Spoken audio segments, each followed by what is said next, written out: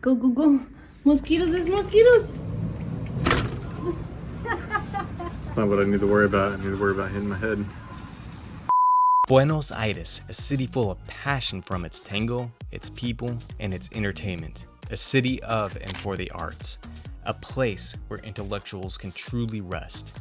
It is known as the Paris of South America, as it exudes a captivating blend of European elegance and Latin American facade within its architecture. And most importantly, and temptingly, it is home of the chocolate-covered alfajor. We ate way too many of those things. This is Buenos Aires, a city review.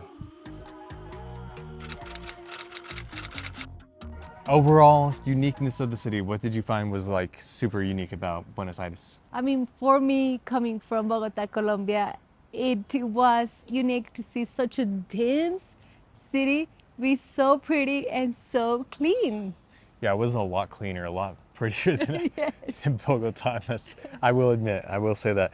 But what I found very unique about Buenos Aires are the people. I've always thought that they were like excitable and very passionate people, and I got to actually see that. And I'm like, okay, all of their economy and currency has been kind of like not so great with the hyperinflation thing this past, couple of years. People still seem very passionate about their culture and who they are, and I really like that vibe within Buenos Aires. Where we'd stayed, time of year, and how long we stayed. We stayed in the neighborhood of Palermo. There are a lot of Palermos, but the one we were in, it was like 2 streets away from the Botanical Garden. We visited in the late summer, so March 2024, and we stayed in Buenos Aires for a whole month. Weather and geography. You're the expert, Johnny, so what was it like? It was March, about mid-March when we arrived. It was quite humid, and there were a couple rainstorms that brought in cool fronts, and then we started to cool off, so it was starting to get cooler at night. But there were some days that were quite warm, and some days that were kind of cool and just almost perfect weather. So it was kind of like that transition fall time, which I really like that season. But there were tons of mosquitoes, oh my God, because of that, because of the humidity and the location. Also, my hair did not love the humidity. It was like a sponge. What we loved about Buenos Aires. Alfajores. In fact, it was actually kind of bad. We ate way too many of them. We had an alfajor every single day during our stay. Not every day. It was close. It was very close. But the different cafes had different, unique alfajores. You had Havana, which is very popular, and a bunch of other kind of commercial alfajores places, and they were just everywhere, and they're freaking delicious. I don't know if that's a negative or if that's a good No, thing. that's a positive because it was delicious. What'd you love? I love how cheap the meat was. So we got to eat a ton of meat, cook it at home, and it was everywhere. Yeah, the meat was very affordable, very, very surprising. Lots of different types of cuts and things, which also was kind of confusing. It was confusing. I didn't know which cut to get for ourselves. Yeah, very, very different from other countries. Yeah, we figured it out. The other thing that we both loved was how walkable the city, or is walkable the city is. It is incredible how organized the city is for a very dense city. So you can just walk and walk and walk for miles, and there are shops and there are restaurants, there are grocery stores, and I was very impressed by that. So there was plenty of walking that took place, and I think Buenos Aires prides themselves of that. Yeah. I loved that almost every single housing unit apartment had those blinds that would completely block light, and so at night the apartment, our bedroom, would be completely pitch black, and that was spectacular for sleeping. And I think I also loved how much there was to do in the city. Thinking back on our time in Buenos Aires, we didn't have a single weekend off. There was always something going on. Going. Yeah. Let's talk cost of living. Yeah, our Airbnb cost us $1,246, which is way above our budget. But it was difficult to find an apartment that would have an in-unit washer, good internet, and it was not a studio. Yeah, I felt in terms of cost of living, finding a location, a nice location, a pristine location, I know we were kind of in the more like internationally well-known area, so it seems like the prices have caught up to the standards of the world almost. And so what people were saying back in 2023 when the whole hyperinflation thing was really taking off and prices hadn't caught up yet, it was not that cheap. Things have caught up. Like eating out at a decent place was easily $15-20 per plate of food. So we thought it was relatively not necessarily affordable in Buenos Aires, at least that location that we were in. But yeah, the time that we went, it was not the same as like early 2023. And I mean, even Chileans were telling us, you're going to be a millionaire in Buenos Aires, but it did not no. feel like that. It felt just as expensive as Chile. Yeah. Safety. So it felt safe in most of the touristy areas. I mean, there was just so many things going on, like nonstop. There were like people selling stuff on the streets, and like it was just a lot happening at all times. So I felt relatively safe most of the time. There was only one instance. Oh, yeah. Early in the morning, before the grocery store was open, at 8 o'clock in the morning, when I think things should be open, it wasn't. I had to go get like milk or coffee or something like that. I think it was coffee. I had run out of coffee and I really needed it because it was the morning. And somebody followed me into the apartment complex we were in. And this has only happened to me once before in Bogota. So that kind of put me on edge a little bit, but that has only happened when I am by myself. When I am with Whitney, it's like I am safe. So I do feel like more of a target because of my skin color. You're just too handsome. They want to They want to do something. They want to do something. I don't know. How'd you feel about safety? I felt incredibly safe.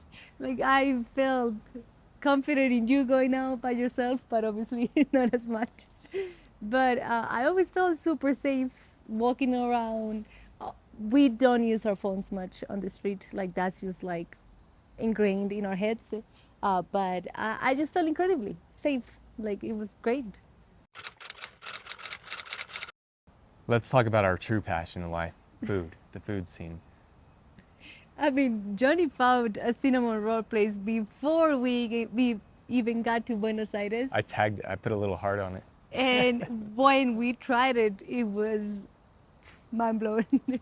We ate there like 3 times. Yeah, that's holding ourselves back. And when he was like, I think I like cinnamon rolls now.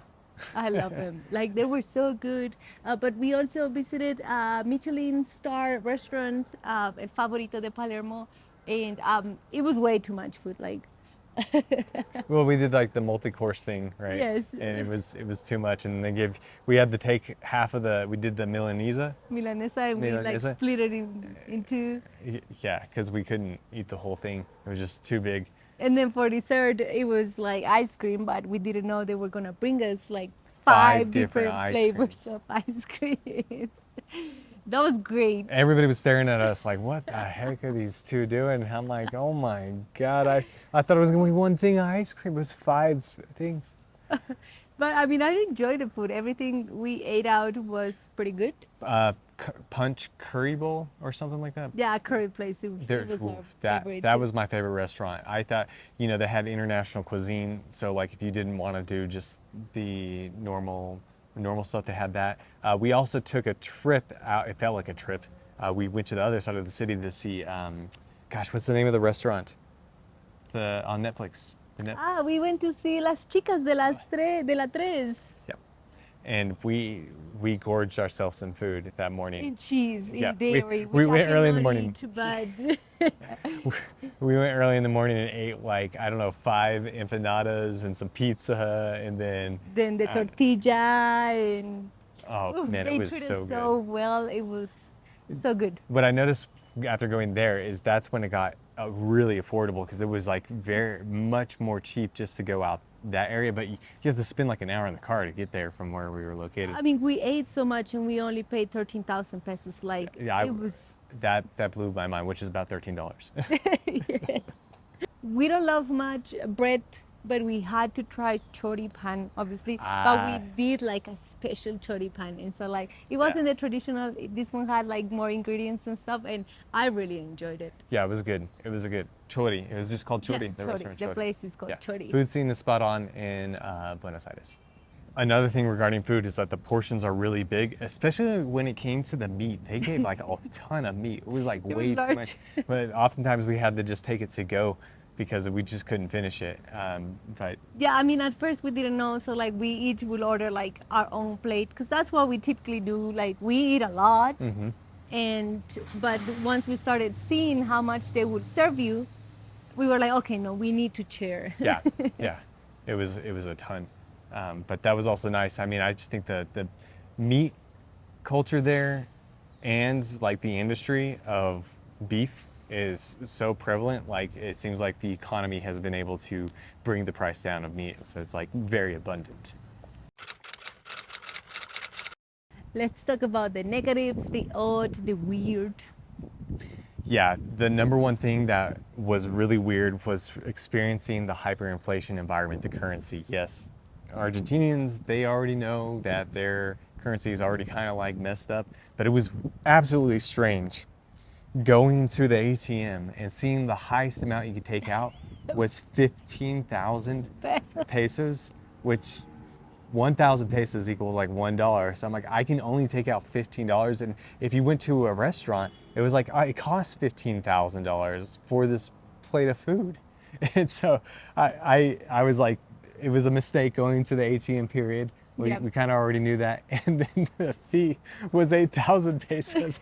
But I was like, at that moment, I was like, We need cash. we needed cash, and we only needed about 30 or 50,000 in the moment. So we made a couple withdrawals, and we have a card that It rebates the fees. rebates the ATM fees. So I was like, whatever, that is what it is. So we, But prices were cheaper paying with cash, but we just didn't have much cash because we haven't been to the United States in 2 years. So we didn't have brand new $100 bills Yeah. that they would change us. they only took, we had been carrying around some $100 bills. That in your 20 dad sent us.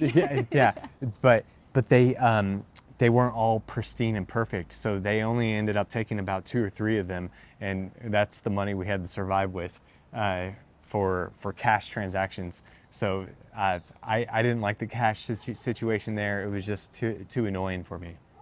Another negative is the late night culture, which it might be great for party people, but we are not anymore. We go to bed at 8:30, 9 p.m. and we wake up very early. Like Johnny mentioned, like he wanted to go to the grocery store to get coffee at 8 a.m.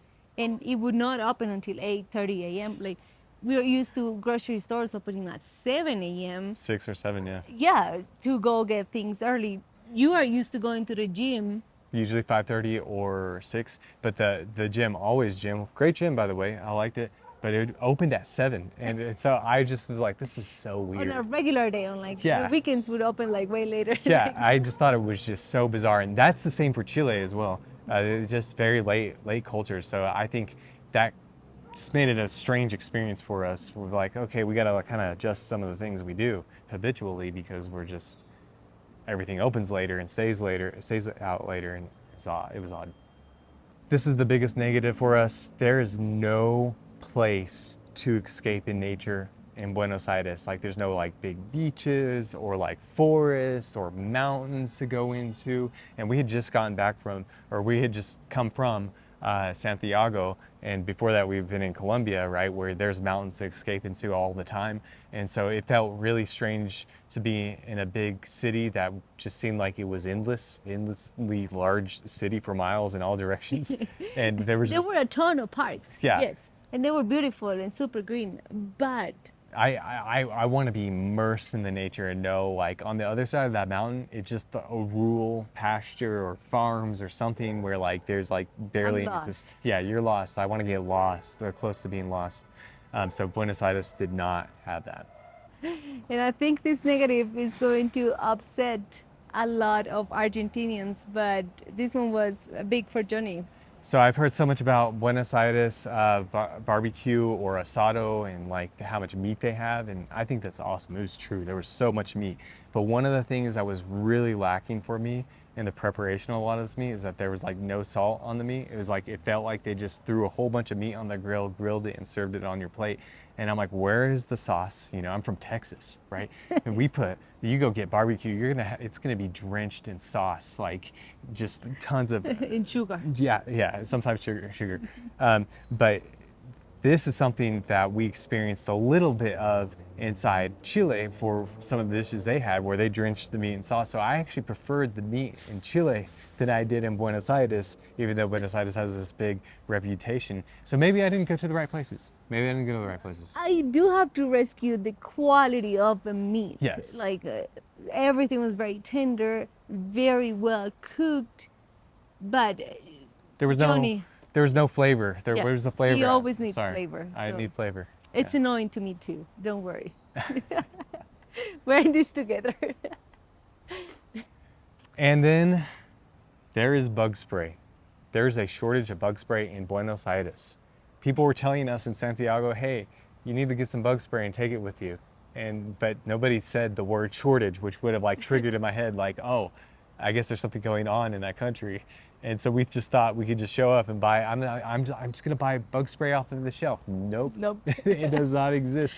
And there are tons of cases about dengue going around. Yeah. And I'm like, oh my And God. I attract mosquitoes, like they bite me so much. I'm allergic to mosquito bites, like it's bad for me. So like I was looking bug spray on like almost every single grocery store, pharmacy, and they were like, no. No. And so like I used Rappi to find a bug spray, and I found a bug spray for babies. It was like this tiny bug spray. That cost us like $20. The most expensive bug spray, but we survived with it throughout the entire month. But on the other side of the Delta, you know, you could go to Montevideo into Uruguay and they have bug spray sitting on every single shelf in every single store. So I'm like, okay, something's going on with Argentina. It's gonna be different now. Yeah. Probably they figured it out, but it was bad in March 2024. Yeah. It was a bad experience. I was in fear of getting dengue. Let's move on from the negatives and let's go into activities. Yeah, we wanted to see a tango show. There are a whole bunch of options. Some are very, very expensive. They feed you. They are also very late, which is one of the reasons why we didn't choose one of those. But we went to Cafe Tortini in Buenos Aires and we saw their tango show, which is like a very small show. We were like front row, Yeah, the dancers front interact row. with you, and it was good. Yeah, really enjoyed that. Buenos Aires is known for its entertainment, and one of the things we heard about was this Bomba de Tiempo, Time Bomb drum show that they have every Monday night. They've been doing it for years, and we went and saw it, and it was just awesome to see like all these locals and just people vibing to like the drum dancing, and it was raining and nobody cared. It was like they don't care if they're wet and soaked and rain, they're still gonna party and dance. And that was actually one of the very first things we did the second day we were in Buenos Aires. So really like it really settled in the vibe of like, this is Buenos Aires. We are porteños. This is like how we celebrate life. And I thought that was super cool. It was cool. It was really good. It helped us like let loose a little bit because it was raining. It was raining really bad. I had just washed my hair. I wanted to take care of my curls, but everyone was just like enjoying it, loving it. We did a lot of city sightseeing. We went to Teatro Colón. We went to the Centro Cultural Kirchner and Recoleta, Caminito, the Boca Juniors Stadium. There was just so much, and we did it all.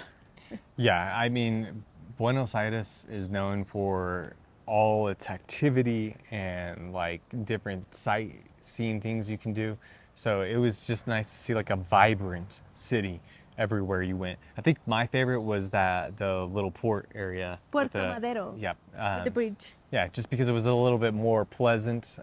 You know, you could just take a really slow, long walk and kind of that was the closest you can get to nature, in my opinion, in the whole city. But it was really unique to see the city.